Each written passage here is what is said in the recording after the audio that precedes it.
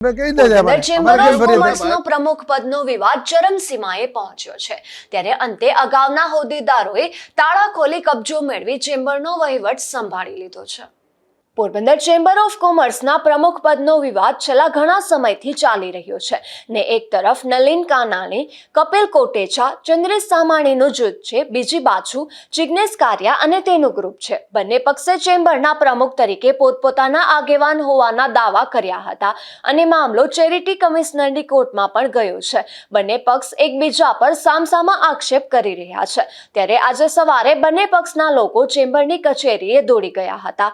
આથી પોલીસ પણ દોડી આવી હતી અને ત્યારબાદ બંને જૂથના લોકો કમલાબાગ પોલીસ મથકે દોડી ગયા હતા અને પીઆઈ કાનમિયાને પણ રજૂઆત કરી હતી ત્યારે પોલીસે તપાસની ખાતરી આપી હતી। તે દરમિયાન એકાએક બનાવમાં નવો વળાંક આવ્યો હતો અને નલિન કાનાણી અને તેનું જૂથ ફરી ચેમ્બરની કચેરીએ દોડી ગયું હતું અને તાળા ખોલી ચેમ્બરનો કબજો લઈ તમામ વહીવટ સંભાળી લીધો હતો। આ બનાવે શહેરભરમાં ચકચાર મચાવી છે। ચેમ્બર ઓફ કોમર્સ પ્રમુખ હાલના હતા, તમે કબજો લીધો, આખો મુદ્દો શું છે બેન? અત્યારે જે Porbandar chamber of commerce and ઇન્ડસ્ટ્રીઝની ટ્રસ્ટીઓની મીટિંગ હમણાં જ પૂરી થઈ છે। છેલ્લા 30 વર્ષથી આ અમારી ટીમ સક્રિય છે।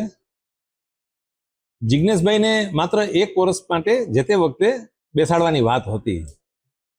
એ દરમિયાનમાં અમે એને કીધું હતું કે ભાઈ આપણે જે ચેરિટી કમિશનમાં જે ફેરફાર રિપોર્ટ છે એ પણ મૂકવા જોઈએ, બધી વિધિ જે નિયમ મુજબ બંધારણ જે છે ચેમ્બરનું એ મુજબ ચાલવું જોઈએ।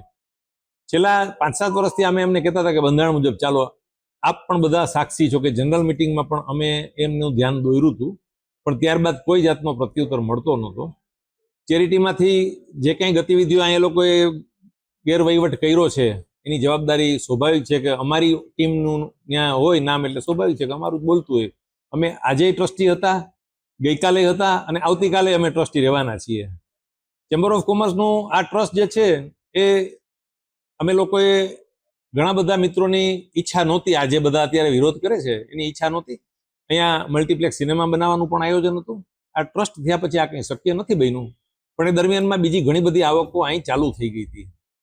અહીંયા જે પ્રવૃત્તિઓ ચાલતી હતી એ વેપાર અને ઉદ્યોગની પ્રવૃત્તિ નહોતી એટલે એ વ્યવસ્થિત કરવા માટે અમે થોડા વખતથી આ પ્રયત્ન કરતા હતા। ચેરિટીમાં પણ અમે ઘણી બધી રજૂઆતો કરેલી જ છે। એ રજૂઆતના અનુસંધાને અમારી પાસે થોડા ડોક્યુમેન્ટ્સ એમને માંગ્યા હતા। ટ્રસ્ટી તરીકે પ્રમુખ ટ્રસ્ટી હું છું એટલે મને નોટિસ આવે, સ્વાભાવિક છે।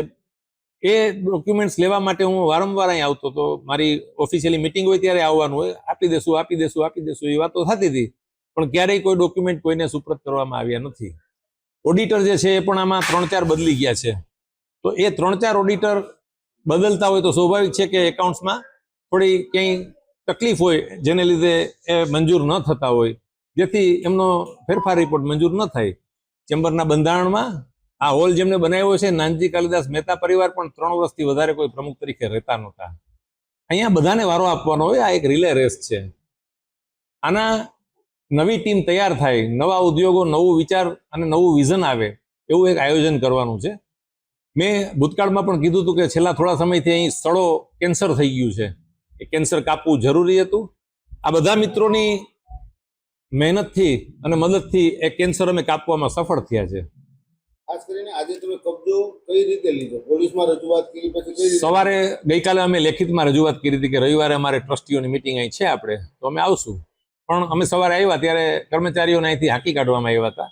ચેમ્બરમાં કોઈ હતું નહીં, લોક હતો દરવાજો એટલે અમે પોલીસ સ્ટેશને જઈને રજૂઆત પણ કરી કે ભાઈ આ ચેમ્બરનો દરવાજો અમને ખોલી દો કે જેથી કરીને અહીંયા અથવા તો જે કંઈ હાજરીમાં પંચની હાજરીમાં આપણે કાર્યવાહી કરીએ। એ બધી પ્રયત્નો ચાલતા હતા। એ દરમિયાનમાં કુદરતી અમને ક્યાંકથી ચાવી મળી ગઈ, જે કર્મચારી પાસે એક હતી એને બદલે એક બીજા કર્મચારી પાસે પણ નીકળી।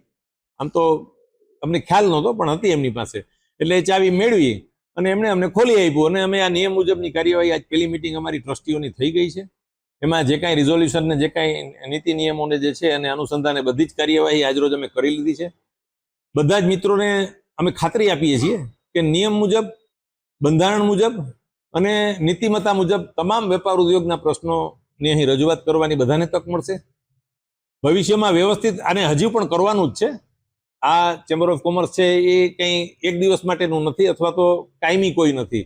અહીંયા વ્યવસ્થિત ટીમ ગોઠવવામાં આવશે. નવું યુવાન ધન જેને કહેવાય કે જેની પાસે વિઝન છે, જેની પાસે ભણતર છે, એમને અગ્રતા આપશું.